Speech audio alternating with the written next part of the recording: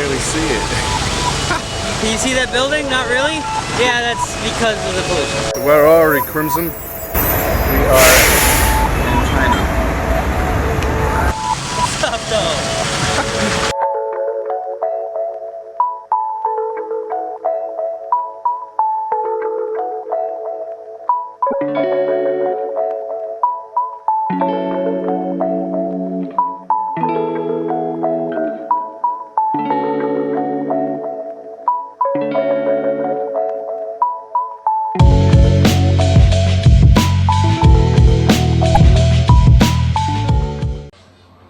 Alright, hello everybody. So today we're going to be doing another discussion video. This time we're going to talk about price comparisons, because I know before coming to China, that's something I wanted to know when it comes to the differences between America and China. And so I just got a short list here, no particular order. It might be a bit random between the items, but first thing here is cigarettes, because cigarettes and cigars, because I smoke cigarettes, Anthony likes cigars. I normally smoke these. This is Zhongnanhai Wuda, 5 milligrams, I guess, of nicotine. So it's a light cigarette. This is only 10 kwai. 10 kwai is under $2 versus in America, most cigarettes are like $8, $9, $10. It's pretty expensive, and I could probably find some even cheaper than this. How about cigars? Cigars here, if you want Cubans, Dominican cigars, other foreign cigars.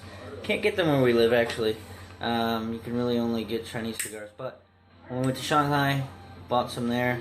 The average price, I'd say, is like 200 to 300 kwai, up to 500 to 600 kwai per cigar. So, like $50 on average for a cigar I would buy in the States, which would be like 12, 15 bucks. So, foreign cigars expensive. But this right here, this is a Great Wall brand cigar, obviously Chinese. This was only, for one cigar, is 25 kwai. It's a lot cheaper. That's $3, Yeah, $4 bucks. And these aren't bad. What do you think? These are good, right? Those aren't too bad. Yeah, pretty good, especially for the price. Not a Cuban, but it's good. Next It's up. doable. Next we have apartments. Apartments here are pretty dirt cheap. Dirt cheap. How much is your expensive apartment, Anthony? My expensive ass apartment. By Chinese standards, it is a little over 3,000 kwai, like 3,200, I think. So that's about 500 bucks a month. It's 2-bedroom, good sized kitchen, dining room, living room. By Chinese standards, it's a nice place. It is. It's got cool blue neon lights. It's pretty decked out, it's sweet. Versus where I'm from, at least in New Jersey, if you wanted to find sun with that kind of quality in a decent neighborhood, I'm pretty sure we all know what to run about 1,500 plus, 1,500 plus. So $1,000 difference, that's fucking drastic. I live in a nice neighborhood, like a real nice neighborhood. What's Mike's apartment cost? Oh, that's right. And it can't get very much cheaper than that. We had a friend who lived here. He only had a small apartment, which is a big one-size bedroom with a bathroom, and that was only 1,100 kwai, which is just under 200 bucks. I feel like something like that is very hard to find in Jersey. But here you can find it, and not only that, most of the apartments are already furnished. Mine came with everything, pretty much. They have everything in there, so you don't even spend money on furniture. Sometimes you can ask the landlord if you want to toss out whatever junk you got in there, and you just buy a new one. Next on the list is transportation, bus and taxi. So buses. Buses, where I'm from what I can remember, I normally never took a bus back in Jersey because they're ratchet. Same thing where I live. Yeah, here it's not too bad. Everybody's on the bus, they mind their own business. It's clean, it's quiet. But in Jersey, over $2 a bus fare. That's 16 kwai or so. Here, 2 kwai if you want the bus that has AC and a heater. 1 kwai for the ones that don't have it. So 1 kwai is like 20 cents. yeah, It's like nothing. and you're good to go wherever the bus takes you, which is pretty chill. Taxis. Taxis, the initial starting cost when you jump in is 9 kwai, and after that, I mean, a 15-minute cab ride for me to downtown is like 15 kwai, so 15 to 20 kwai is like $3-4. And that's cheap. That's real cheap. They're super cheap. And here, I don't know how it works in the States. thought it was meter and time. Here it's still time, or like distance and time. Here it's still time. It's mainly distance. Time doesn't affect it so much. It does change it, but not drastically. It's still going to be cheap, however far you want to get on a taxi, compared to that same length in the States. Next is haircuts. I go to a fancy place, so I'll pay a bit more. He goes to a regular local joint, so he pays pretty damn cheap. Mine, 150 kwai, which is about 25 bucks, about what I paid in the States, but it's a pretty nice ass place. They serve you drinks. You get like a nice little head wash. They massage your head and do what they gotta do. 150 kwai, 25 bucks. And yours is... He just asked at himself. Oh, sorry guys. Anyways, mine. My regular guy cuts my hair, just fine.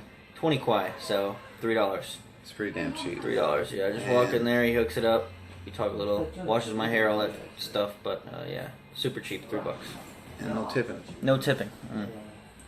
Next we have beer alcohol, however you want to take it. Beer is pretty damn cheap here. If you want to get like international beer, foreign beers, you're gonna pay quite a lot, sometimes more than you would pay in the States. But if you get like local beers, it is pretty dirt cheap. Like one of the local beers here that are famous is Qingdao. If you go to a liquor store, you can probably find a nice tall boy for under $1. You will find a nice tall boy for under $1. At a bar, it's about 10 kwai. A local like decent bar, nothing too fancy. 10, 15 kwai. It's about $2. You get a nice big old bottle. Even stuff like vodka or Chinese type of liquor at liquor stores are dirt cheap. In a bar, like Grey Goose and all that is going to run you quite a lot. Next on the list is clothing.